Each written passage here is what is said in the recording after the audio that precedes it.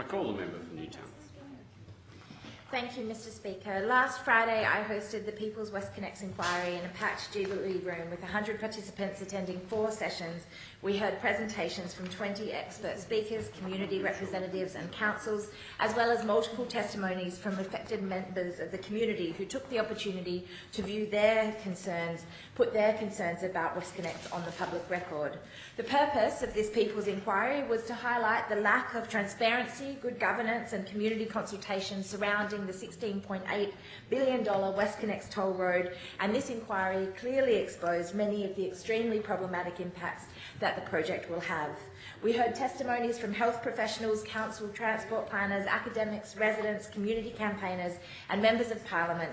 And while we did this, we were actually informed that the Sydney Motorway Corporation and the New South Wales Government were, as we were holding this inquiry, bulldozing heritage homes in Haberfield, cutting a swathe of land adjacent to Parramatta Road. Residents whose homes were backed onto this construction site were informed of this work simply by a generic flyer in their letterboxes the week before. Other residents who were forced from their homes after many decades were left crying as their lives need to be rebuilt somewhere else and their beautiful homes were destroyed. This story is being repeated all along the route of the proposed polluting toll road, and it is devastating. Quite apart from the disastrous environmental and economic issues with WestConnex, we must recognise that communities are hurting, neighbourhoods are being destroyed, and all at the hands of this Baird Government. Proper planning and oversight is being overlooked, and the Premier, the Treasurer, the Planning Minister, the Health Minister, the Environment Minister and others have failed to acknowledge the glaring problems that this motorway will have, leaving it to the Minister for Roads to deliver on this project.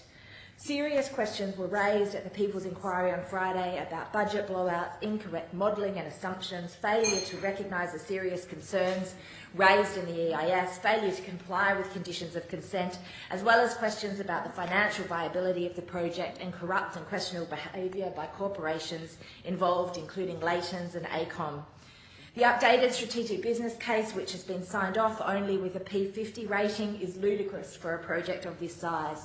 Their claims of the benefit-cost ratio have been thoroughly demolished by transport planners and academics, and it is clear that this does not add up, and it will be the residents of all of New South Wales that will pay for this sham project in the decades to come. While this People's Inquiry was an important event, it is crucial that an independent inquiry into WestConnex is now undertaken. The links between the New South Wales Government and big construction companies, some who have now been fully exposed for their corrupt business processes, must be investigated and exposed. But this isn't just an issue for New South Wales. It is important to remember that federal funding is propping up this polluting WestConnex disaster. This year's recent federal budget has seen the supposedly public transport-loving Prime Minister's government set aside $300 million for WestConnex, which adds to the $1.15 billion already gifted to the project. Additionally, the generous $2 billion concessional loan has yet to be drawn down. This makes the federal government complicit in this disaster that is WestConnex.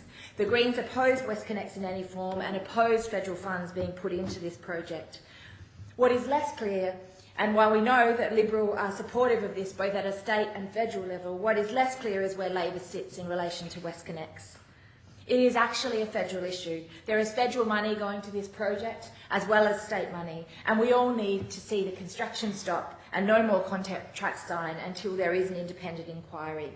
Until these independent inquiries are undertaken or the Federal Auditor General looks into the inquiry into the project, it is crucial that federal funds and loans transferred immediately be suspended. People's homes are being acquired and demolished, communities destroyed, and our green spaces, environment and air quality put at risk. WestConnex is not about finding a solution to Sydney's traffic congestion, it's about the transfer of public money into private development and construction companies.